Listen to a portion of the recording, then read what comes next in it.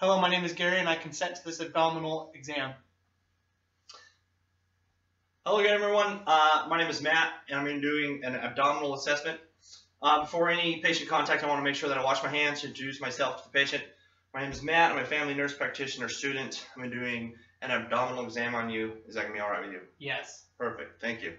Okay, so what I'm going to be looking for is just to see how the stomach's moving, see if I can see any thrills or heaves, which could indicate an aortic aneurysm, which would be very dangerous to this patient if it were to rupture. So after I do that, I'm going to auscultate. So splitting his abdomen into 4 quadrants, I'm going to start at his right upper quadrant. I'm going to be listening for any vowel sounds, whether it's going to be hyperactive or hypoactive.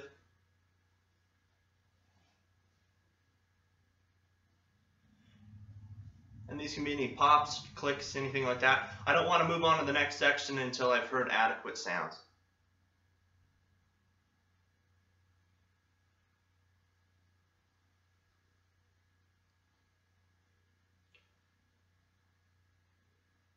Okay, great.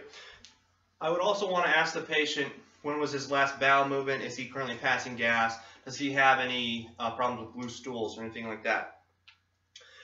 Okay, while I do this, I want to take an opportunity to listen for any bruits, which could be any sort of vascularity problems, any sort of rushing of blood. I'm going to listen over his femoral arteries here.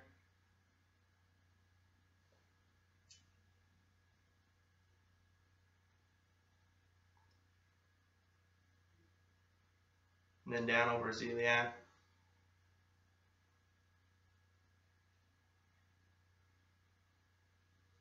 Which I haven't heard anything. So I can also listen for any friction rubs that I might hear over his liver.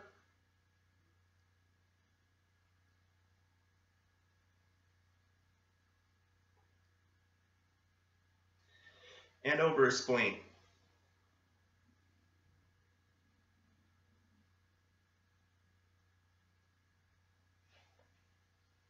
Okay, I didn't hear any adventitious sounds over those areas. Next thing that I could do here is start with some palpation, see if he has any abdominal tenderness. I can start light and then go heavy. If the patient is ticklish, I'm just going to let him know that I'm going to be palpating his stomach so he can understand that I'm about to do that. Okay, starting light, going deeper, checking all quadrants.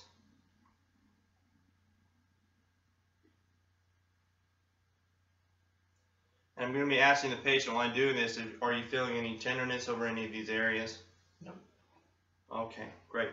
I want to take this opportunity to palpate his liver, which is going to be located right under the ribs here. So I'm going to have him just try to relax as much as I can so I can kind of get under his rib cage there and feel the edges of his liver, which I was able to do. I want to kind of come over here. I want to do the same thing with the spleen. I want to see if I can palpate any part of his spleen. Feeling for any splenomegaly. I should not be able to feel his spleen. So upon palpation, I was not able to feel any of his spleen there. From there, I want to move on to some percussion. I'm going to be moving over the different areas of his body, again, through his quadrants. I'm going to be listening here. I expect to hear some tympanic. I shouldn't expect to hear any dull sounds.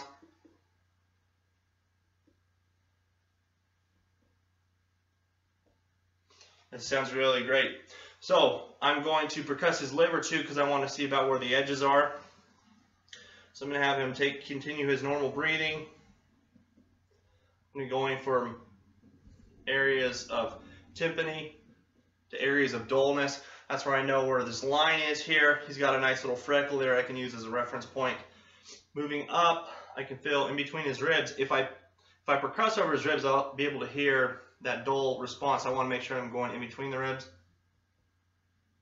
And Gary, if you can take a real deep breath and hold it for me. Okay, perfect. You can exhale, relax there. And then again, I can find right where the edge of his liver is.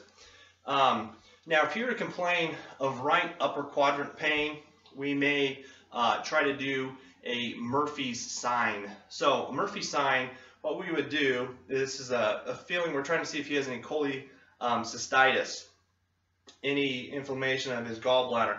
So right about where I located his liver, just medially to that, I'm going to palpate, have him take a real deep breath as I push pressure down and out. And if he were not able to complete his exhale with me pressing on that point, then we may do further testing for any cholecystitis. Okay, moving over to the next quadrant again, where I'm going to percuss for his spleen. Again, I shouldn't be able to feel under his rib cage here, so I'm going to find his ribs, 12, 11, 10, and in between the ribs I can do some percussion.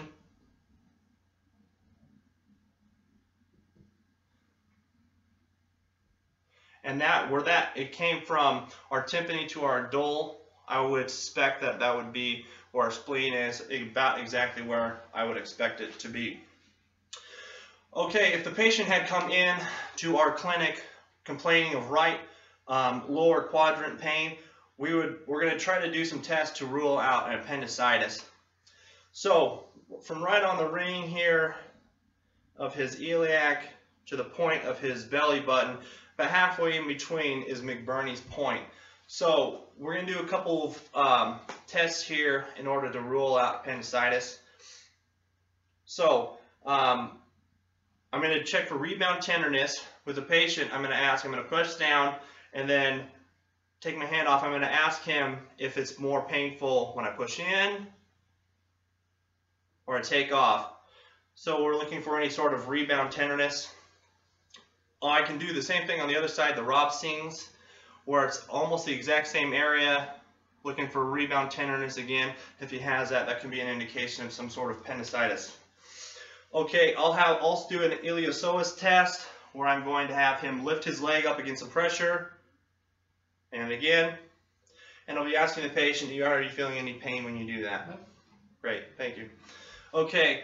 And I'm going to do an obturator test where I'm going to be flexing his knee and extending his knee, flexing his knee. And this can be a sign, if he has any pain with that, of appendicitis or another infection in the stomach. That is going to conclude our abdominal exam. Again, I'll thank my patient. Thank you for being here today. And that will conclude it.